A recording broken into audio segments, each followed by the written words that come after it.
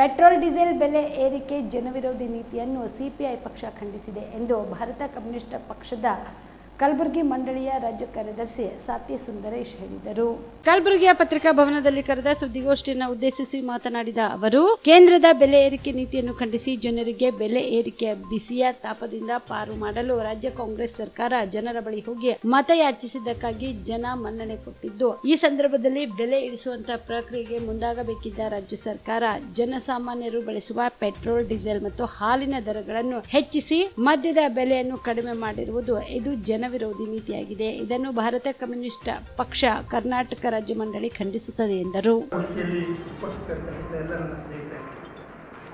Bharat communist ಪಕ್ಷ ಕಳೆದ ಲೋಕಸಭಾ ಚುನಾವಣಾ ಸಂದರ್ಭದಲ್ಲಿ ಬೆಲೆ ಏರಿಕೆ ಬಗ್ಗೆ ಗಂಭೀರವಾದಂತಹ ವಿಚಾರ ಮಾಡಿ ದೇಶದ ಜನರಿಗೆ ಒಂದು ಕರೆ ಕೊಟ್ಟಿದ್ವಿ. ಬೆಲೆ ಏರಿಕೆ ಮಾಡ್ತಿರ್ತಕ್ಕಂಥ ಸರ್ಕಾರಗಳನ್ನ ಕೆಳಗಿಳಿಸಬೇಕು ಅಂತಕ್ಕಂಥ ನಿಟ್ಟಿನಲ್ಲಿ ದೇಶಾದ್ಯಂತ ಹೋರಾಟಗಳನ್ನು ರೂಪಿಸ್ತಾ ಚುನಾವಣೆಯಲ್ಲಿ ಜನರನ್ನ ಜಾಗೃತಿ ಮಾಡಿದ್ದು ನಮ್ಮ ಇತಿಹಾಸ. ಅದರ ಪ್ರಕಾರವಾಗಿ ನಾವು ಅವತ್ತು ಯೋಚನೆ ಮಾಡಿದ್ದು, ಇವತ್ತಿನ ಗ್ಯಾಸ್ ಬೆಲೆ ಆಗಿರ್ಬೋದು, ಪೆಟ್ರೋಲ್ ಬೆಲೆ ಆಗಿರ್ಬೋದು, ಡೀಸೆಲ್ ಬೆಲೆ ಆಗಿರ್ಬೋದು, ಇದು ಅತಿಯಾಗಿ ಇವತ್ತು ಜನರನ್ನ ಬಾಧಿಸ್ತಾ ಇರ್ತಕ್ಕಂಥ ನಿಟ್ಟಿನಲ್ಲಿ ಬೆಲೆ ಏರಿಕೆ ಆಗಿರೋದ್ರಿಂದ ಕೇಂದ್ರ ಸರ್ಕಾರ ಅದನ್ನು ಕಡಿಮೆ ಮಾಡಬೇಕು ಅಂತಕ್ಕಂಥ ನಿಟ್ಟಿನಲ್ಲಿ ನಾವು ಹೋರಾಟ ಸಾಗಿದೆ. ದಶಕದಿಂದ ನಾವು ಇವತ್ತು ಯೋಚನೆ ಮಾಡಿದ್ರೆ ಕ್ರೂಡ್ ಆಯಿಲ್ ಇವತ್ತು ಕ್ರೂಡ್ ಆಯಿಲ್ ರೇಟ್ ಇದೆಯಲ್ಲ 10 ವರ್ಷಗಳಿಗೆ ಕಂಪೇರ್ ಮಾಡಿದ್ರೆ ಇವತ್ತು ಕಡಿಮೆ ಇದೆ. ಆದರೆ ಪೆಟ್ರೋಲ್ನ ರಿಟೇಲ್ ಬೆಲೆ ಜಾಸ್ತಿ ಇದೆ. ಇದಕ್ಕೆ ಕಾರಣ ಏನು ಅಂತಂದ್ರೆ, ಆ ಕ್ರೂಡ್ ಆಯಿಲ್ನ ಸಂಸ್ಕರಣಾ ವೆಚ್ಚ, ಸಾಗಾಣಿಕಾ ವೆಚ್ಚ ಬಿಟ್ಟ ಮೇಲೆ ಕೇಂದ್ರ ಸರ್ಕಾರ ಅದಕ್ಕೆ ವಿಧಿಸತಕ್ಕಂಥ ಟ್ಯಾಕ್ಸು, ಆಮೇಲೆ ಅದು ರಾಜ್ಯ ಸರ್ಕಾರಕ್ಕೆ ಬಂದ ರಾಜ್ಯ ಸರ್ಕಾರಗಳು ಸಾಗಣೆ ವೆಚ್ಚ ಮತ್ತು ಅದರ ಟ್ಯಾಕ್ಸ್ ಸೇರಿಸಿ ನಮ್ಗೆ ಇವತ್ತು ವಿಚಾರಣೆ ಮಾಡ್ತಾರೆ.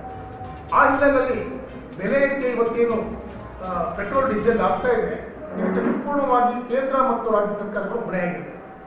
ಇವತ್ತೇನಾಗಿದೆ, ನಾವು ಇಡೀ ರಾಜ್ಯದಲ್ಲಿ ಬೆಲೆ ಏರಿಕೆ ಬಗ್ಗೆ, ಪೆಟ್ರೋಲ್ ಡೀಸೆಲ್ ಬೆಲೆ ಏರಿಕೆ ಬಗ್ಗೆ ವಿರುದ್ಧವಾದಂತಹ ದನಿ ಎತ್ತಿ ಹೋರಾಟ ಮಾಡ್ತಿರುವ ಸಂದರ್ಭದಲ್ಲಿ ರಾಜ್ಯ ಸರ್ಕಾರ ದಿಢೀರಾಗಿ ಇವತ್ತು ಡೀಸೆಲ್ ಮತ್ತು ಪೆಟ್ರೋಲ್ ಬೆಲೆ ಏರಿಸಿರ್ತಕ್ಕಂಥ ನೀತಿ ಇದೆಯಲ್ಲ, ಇದು ಕೇಂದ್ರದ ನೀತಿಗೆ ಪೂರಕವಾಗಿರೋದ್ರಿಂದ ಭಾರತ ಕಮ್ಯುನಿಸ್ಟ್ ಪಕ್ಷ ಕರ್ನಾಟಕ ರಾಜ್ಯ ತೆಗೆದುಕೊಂಡಿರ್ತಕ್ಕಂಥ ಈ ನೀತಿಯನ್ನ ವಿರೋಧಿಸುತ್ತದೆ. ಮತ್ತು ನಾವು ಈ ಪತ್ರಿಕಾಗೋಷ್ಠಿ ಮುಖಾಂತರವಾಗಿ ಸರ್ಕಾರವನ್ನ ಆಗ್ರಹ ಮಾಡ್ತಿದ್ವಿ, ಕೂಡಲೇ ಅವರು ಏರಿಸಿರ್ತಕ್ಕಂಥ ಬೆಲೆ ಏರಿಕೆಯನ್ನ ಇಳಿಸಬೇಕು ಅಂತಕ್ಕಂಥ ನಿಟ್ಟಿನಲ್ಲಿ ನಾವು ಅವ್ರನ್ನ ಆಗ್ರಹ ಮಾಡ್ತಾ ಇದ್ದೀವಿ. ಹಾಗೆಯೇ ಭ್ರಷ್ಟಾಚಾರನೂ ಕೂಡ ದೊಡ್ಡ ಪ್ರಶ್ನೆಯಾಗಿ ಈ ದೇಶದ ಜನರ ಮುಂದೆ ಲೋಕಸಭಾ ಚುನಾವಣೆಯಲ್ಲಿ ಮುಂದೆ ಬಂದಿದೆ.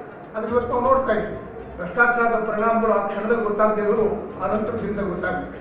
ಇವತ್ತು ಕನ್ಸ್ಟ್ರಕ್ಷನ್ ಫೀಲ್ಡ್ ಅಲ್ಲಿ ಆಗ್ತಕ್ಕಂಥ ಭ್ರಷ್ಟಾಚಾರದ ಪರಿಣಾಮಗಳು ಒಂದು ವಾರದ ಅವಧಿಯಲ್ಲಿ 4-5 ಸೇತುವೆಗಳು ಕುಸಿಕೊಂಡು, ದೊಡ್ಡ ಪ್ರಮಾಣದ ಸೇತುವೆಗಳು ಕುಸಿತೋಗಿರೋದು ನೋಡ್ತಾ ಇದ್ದೀವಿ. ಏರ್ಪೋರ್ಟ್ನ ಶೆಲ್ಟರ್ಗಳು ಬೀಳೋದು ನೋಡ್ತಾ ಇದ್ದೀವಿ. ಇವೆಲ್ಲವೂ ಕೂಡ ದೇಶದಲ್ಲಿ ನಡೀತಕ್ಕಂಥ ಭ್ರಷ್ಟಾಚಾರಕ್ಕೆ ಸಾಕ್ಷಿಯಾಗಿವೆ. ಇದನ್ನ ತಡಿಬೇಕು ಅಂತಕ್ಕಂಥದ್ದು ನಮ್ಮ ಹೋರಾಟ ಆಗಿದೆ. ಆದ್ರೆ ಕರ್ನಾಟಕ ರಾಜ್ಯದಲ್ಲಿ ಬಂದ್ರೆ ಭ್ರಷ್ಟಾಚಾರವನ್ನ ಕರ್ನಾಟಕದಲ್ಲಿರ್ತಕ್ಕಂಥ ಕಾಂಗ್ರೆಸ್ ಸರ್ಕಾರ ಅದನ್ನ ಕಡಿವಾಣ ಹಾಕೋದ್ರಲ್ಲಿ ಸಂಪೂರ್ಣ ವಿಫಲ ಆಗಿದೆ ಅಂತಕ್ಕಂಥದ್ದು ನಮ್ಮ ಅನುಭವ. ಅದಕ್ಕೆ ಈಗಾಗಲೇ ಒಬ್ಬ ಮಂತ್ರಿಯ ತಲೆದಂಡ ಕೂಡ ಆಗಿದೆ. ವಾಲ್ಮೀಕಿ ನಿಗಮದ ಒಂದು ಎಚ್ಚರಿಕೆ ಗಂಟೆ ಆಗಬೇಕಾಗಿದೆ. ನಿಜವಾಗಿ ಜನಸಾಮಾನ್ಯರಿಗೆ, ಬಡವರಿಗೆ ಸಹಾಯ ಆಗಲಿ ಅಂತಕ್ಕಂಥ ನಿಟ್ಟಿನಲ್ಲಿ ಇಂಥ ನಿಗಮಗಳು ಜಾರಿಯಾಗಿದ್ರೆ, ಆ ನಿಗಮಗಳಿಗೆ ಪ್ರತ್ಯೇಕವಾದಂಥ ಅನುದಾನ ತೆಗೆದಿಟ್ಟಿದ್ರೆ, ಆ ಅನುದಾನವನ್ನ ಸಂಪೂರ್ಣವಾಗಿ ಬೇರೆ ಕಡೆ ಡೈವರ್ಟ್ ಮಾಡೋದ್ರ ಮುಖಾಂತರವಾಗಿ ಆ ಸಮುದಾಯದ ಜನರಿಗೆ ಅನ್ಯಾಯ ಮಾಡ್ತಿರ್ತಕ್ಕಂಥ ನೀತಿ ಇದೆಯಲ್ಲ, ಇದು ಸರ್ಕಾರದ ಜನವಿರೋಧಿ ನೀತಿಯಾಗಿದೆ. ಇದನ್ನ ಕಾಂಗ್ರೆಸ್ ಆಡಳಿತದ ನೀತಿ ಸಂದರ್ಭದಲ್ಲಿ ನಡೀತಿರೋದ್ರಿಂದ ಖಂಡಿತವಾಗಿಯೂ ಕೂಡ ಕಾಂಗ್ರೆಸ್ ಸರ್ಕಾರ ಭ್ರಷ್ಟಾಚಾರ ತಡೆಯೋದ್ರಲ್ಲಿ ಈ ಅವಧಿಯಲ್ಲಿ ವಿಫಲ ಆಗಿದೆ. ಇದರ ಬಗ್ಗೆ ಗಂಭೀರವಾಗಿ ಸಿದ್ದರಾಮಯ್ಯವರು ಕ್ರಮ ಕೈಗೊಳ್ಳಬೇಕು ಅಂತ ಮಾತನ್ನ ನಾನು ಈ ಸಂದರ್ಭದಲ್ಲಿ ಹೇಳ್ತಾ ಇದ್ದೀನಿ. ಜೊತೆಗೆ ಸ್ನೇಹಿತರೆ, ಕರ್ನಾಟಕದಲ್ಲಿ ಕಳೆದ ಅಸೆಂಬ್ಲಿ ಚುನಾವಣಾ ಸಂದರ್ಭದಲ್ಲಿ ಸಿದ್ದರಾಮಯ್ಯವರು ಒಂದು ಮಾತು ಹೇಳಿದ್ರು, ಯಾರಿಗೆ ಸ್ವಂತ ಮನೆ ಇಲ್ಲ ಅವ್ರಿಗೆಲ್ಲ ಸ್ವಂತ ಮನೆಯನ್ನ ಕೊಡ್ತೀವಿ ಅಂತಕ್ಕಂಥದ್ದು ಕಾಂಗ್ರೆಸ್ನ ಪ್ರಣಾಳಿಕೆಗೆ ಲಿಖಿತವಾಗಿ ಕೊಟ್ಟಿದ್ದಾರೆ. ಹಾಗೇನೆ ಅದರ ಪರಿಣಾಮ ಏನಾಗಿದೆ ಅಂತಂದ್ರೆ, ಇವತ್ತು ಆ ಒಂದು ಹೇಳಿಕೆ ಕೊಟ್ಟಿದ್ರು ಅದು ಇವತ್ತು ಜಾರಿ ಮಾಡ್ತಾ ಇದ್ದಾರೆ. ಕಳೆದ ಬಜೆಟ್ ಸಂದರ್ಭದಲ್ಲಿ ಸಿದ್ದರಾಮಯ್ಯನವರು ಹೇಳಿದ್ರು, ಕರ್ನಾಟಕ ರಾಜ್ಯದಲ್ಲಿರ್ತಕ್ಕಂಥ ವಸತಿಹೀನ ಮತ್ತು ನಿವೇಶನಹೀನರ ಒಂದು ಸಮೀಕ್ಷೆ ಮಾಡ್ತೀನಿ ಅಂತಕ್ಕಂಥ ಮಾತನ್ನ ಹೇಳಿದ್ರು. ಆದ್ರೆ ಇದುವರೆಗೂ ಕೂಡ ಅದನ್ನ ಜಾರಿ ಮಾಡದಿರೋದನ್ನ ನಾವು ನೋಡ್ತಾ ಇದ್ದೀವಿ. ಕೂಡಲೇ ಆ ಸಮೀಕ್ಷೆಯನ್ನ ಮಾಡಿಸಬೇಕು ಅಂತಕ್ಕಂಥದ್ದು ಸಿಪಿಐನ ಒಂದು ಒತ್ತಾಯ. ಕಾರಣ ಏನಂದ್ರೆ ಕೇಳಿದ್ರೆ, ಈ ಸಮೀಕ್ಷೆ ನಡೆದು ಬಹಳ ವರ್ಷಗಳೇ ಆಗಿದೆ. ಹಿಂದೆ ಯಡಿಯೂರಪ್ಪನವರು ಮುಖ್ಯಮಂತ್ರಿ ಆದ ಸಂದರ್ಭದಲ್ಲಿ ಕರ್ನಾಟಕ ರಾಜ್ಯದಲ್ಲಿ ಎಷ್ಟು ಜನ ಬಡವರಿಗೆ ಮನೆ ಇಲ್ಲ ಅಂತಕ್ಕಂಥ ಅಂಕಿಅಂಶಗಳನ್ನು ಅವರು ಸದನ ಮುಂದೆ ಇಟ್ಟಿದ್ರು.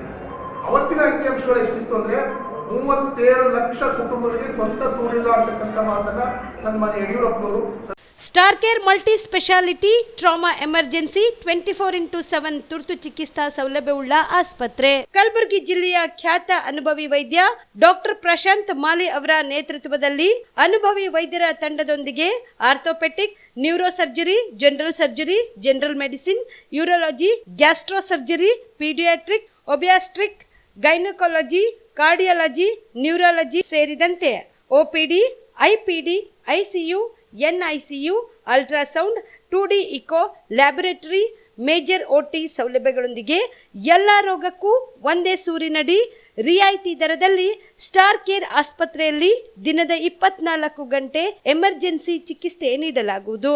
ಹೆಚ್ಚಿನ ಮಾಹಿತಿಗಾಗಿ ಸಂಪರ್ಕಿಸಿ ಸ್ಟಾರ್ ಕೇರ್ ಮಲ್ಟಿ ಸ್ಪೆಷಾಲಿಟಿ ಆಸ್ಪತ್ರೆ, ಸ್ವಾಭಿಮಾನಿ ಸ್ವದೇಶಿ ಕೇಂದ್ರದ ಮುಂಭಾಗ, ಗುಬ್ಬಿ ಕಾಲನಿ, ಕಲಬುರಗಿ. ಮೊಬೈಲ್ ನಂಬರ್ 9066906614 ಅಥವಾ 8472360239.